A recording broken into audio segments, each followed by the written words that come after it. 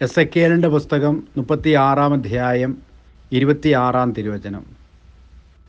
ഒരു പുതിയ ഹൃദയം നിങ്ങൾക്ക് ഞാൻ നൽകും, ഒരു പുതു ചൈതന്യം നിങ്ങളിൽ ഞാൻ നിക്ഷേപിക്കും. നിങ്ങളുടെ ശരീരത്തിൽ നിന്ന് ശിലാഹൃദയം എടുത്തുമാറ്റി മാംസള ഹൃദയം നൽകും.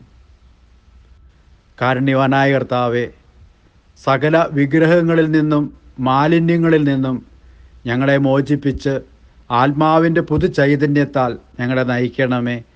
ആമേൻ. ദൈവം നിങ്ങളെ സമൃദ്ധമായി അനുഗ്രഹിക്കട്ടെ.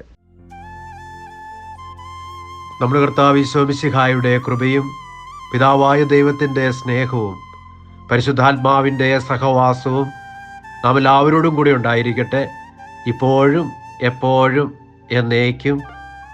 ആമേൻ.